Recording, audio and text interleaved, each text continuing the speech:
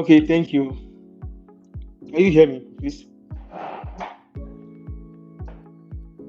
Okay, thank you very much, please. I'll be very brief because I'm very busy. Program is very important for me.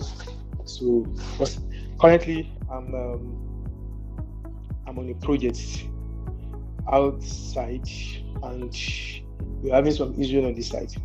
But I just make sure that I have to be here by 6 p.m. as promised. So that is why. So please, I will put off my video because the network here is very bad, not that good. So you have to increase the strength of the network. Thank you. So as I was saying, my name is JIMOH Olalekan ABEEB. I'm a lecturer in Unilag, as my brother introduced me. And then I always believe in learning for knowledge. I have one of our late lecturer Ubiche, when we were here too. He always said that you guys please learn for knowledge. Money will come as a byproduct.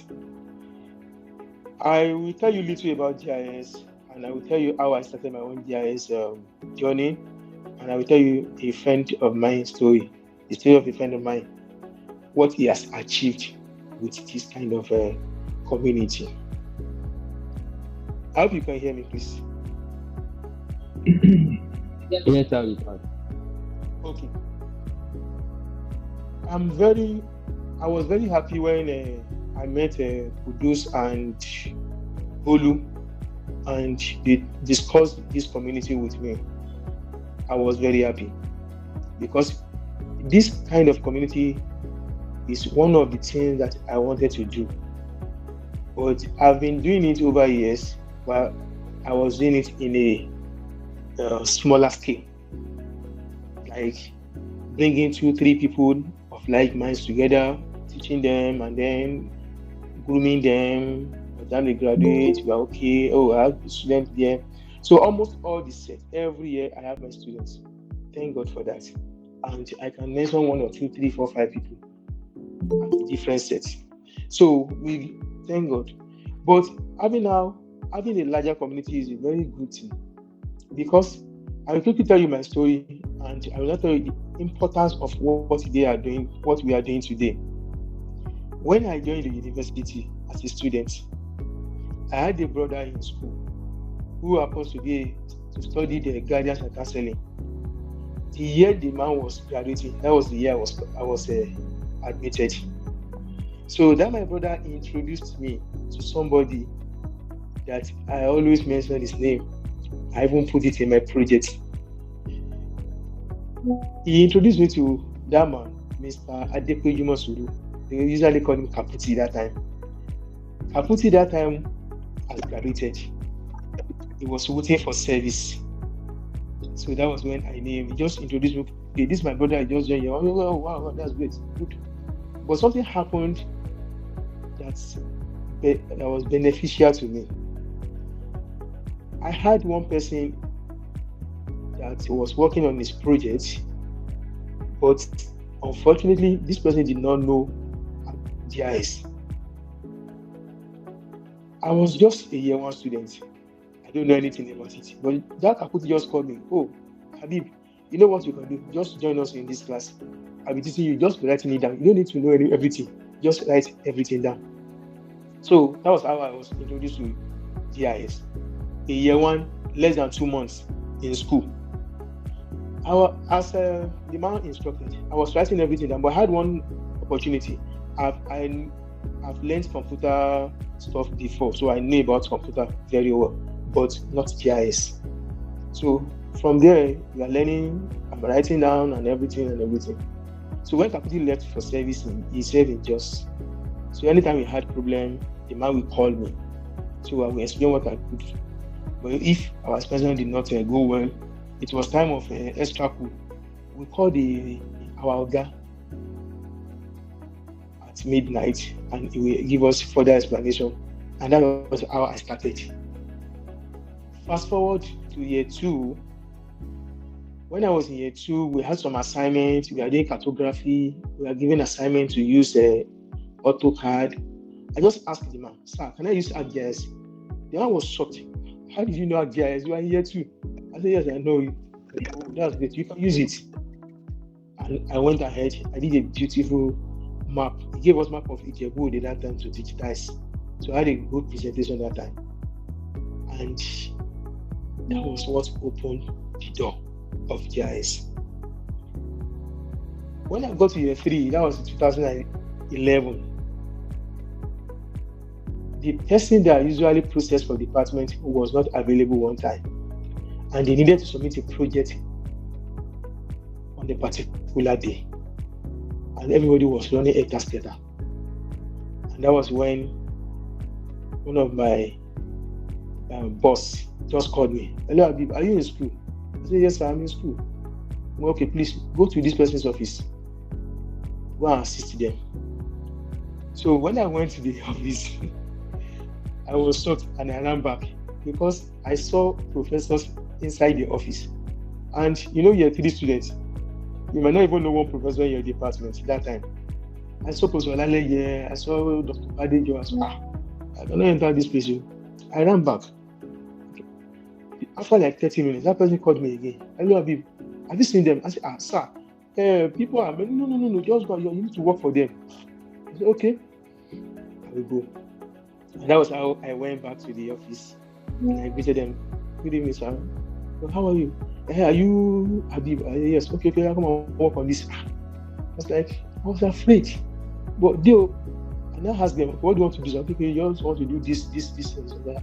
When you do it, I can do it. Then go ahead. And with that little knowledge that I have that time, I was able to do the work excellently. Guess what? What they were working on was hydrographic data. I didn't know anything about hydro, but I know everything. I know so much about the GIS aspect that they wanted to achieve. So I was able to achieve the GIS aspect of it. And that was how I entered the university project committee. And since that time, I technically assumed the duty of processing officer. So please, the GIS, you can see it as GIS ordinary tools, yes. But if you have the command of this GIS, it will open so many doors for you. Because every surveying and environmental project needs the GIS expertise. If you go for hydro job now, at the end of your hydrographic work, you must present your map. And your map has to be presented using one of the GIS software. If you go for ordinary cadastral surveying, at the end of the day, you use your GIS software to do your presentation. If you go for environmental management, flood modeling, and so many other environmental hazard management, you must use your GIS to present your scenarios. Any type of environmental project, including geology, including geography, you will need that GIS expertise to present your final information. Because of that, it means that if you are a GIS person, if you are a GIS expert or analyst, then the door is open for you. You can go anywhere, you can work anyhow. You can leave one job and go to another work. You can work in transport today, tomorrow you go to building, tomorrow after tomorrow you can leave there and then you go for hydrographic work, because you are wanted everywhere. And that is why the knowledge of GIS is very, very important. Though during our onset, we limited ourselves to ordinary GIS, just do everything about GIS, transportation management, the site selection, and so many other analysis, 3D analysis, different analysis. We have them. But this nowadays, on the GIS menu, people are building their own tools. by using a programming language, Python, Visual Basic, QBasic, and so many other um, software languages. So it means that the job to become a GIS analyst is not as easy as during our own time. During our own time now, you can just call yourself GIS analyst, you can just digitize and you can just do some query in ArcGIS environment or in QGIS. But now it has gone beyond that. That is why you need to start earlier than us. That is, if it is possible, start from secondary school because you have a lot to do. And that is not, I'm not exaggerating it. I have some secondary school guy now that knows Python like anything. I can do so many things on Python. So please, this is a good community and this is a good beginning. And whatever level that you have, that year 1, year 2, year 3, don't think that I'm in year 1, I don't need it. You need it more than anybody. And if you're in year 5, I say, oh, it's already late. It is not late. It is not late. You can start today. Now, when I joined, briefly, I had our presenter was giving you so many resources. Please, you need them because it is one thing for you to be ready to learn. It is another thing to have the resources to learn. And nowadays, you don't need to go to anybody before you can learn anything. One thing is that you need to acknowledge that, oh, is this possible? Is it doable? If it is possible and if it is doable, and then which software can you use to achieve it? Once you can identify those 3 things, then you can get it done yourself. You don't need anybody.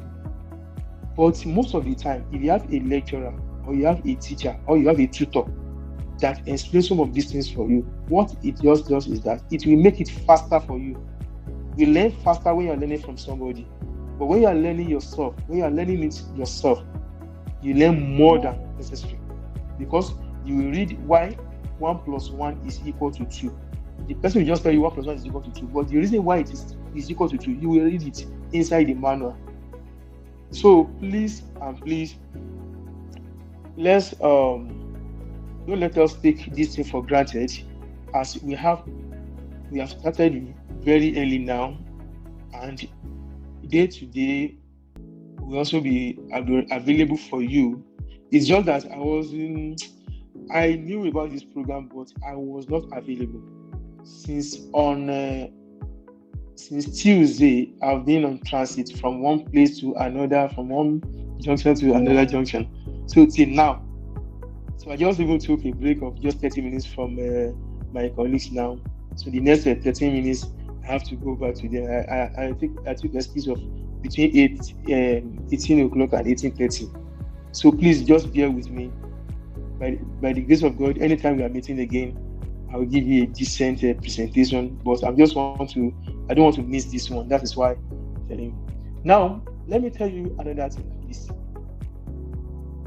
In life, the reason why I give you that quote that I started with, that is not learn because of money, is because as a young student, as a young GIS analyst, I did a lot of free service. But believe me, all those free services, they were not entirely free. They were free of money, but they were full of knowledge, because I made myself available for everybody and anybody, especially during my undergraduate days. But guess what? That did not stop me from getting a good grade out of school. I was the best student in my set. I had the first class. So there's nothing you can dream of beyond that. But believe me, even one of my senior asked me one day that, this man, do you even read at all? Because I always see you in this lab. Yes, I was always in the lab, doing one thing or the other. Most of the time, even working freely for people. But we thought that people are using you. No. Let them use you. You are learning from it. But I wasn't looking at the using aspect of it. I was looking at what I was gaining.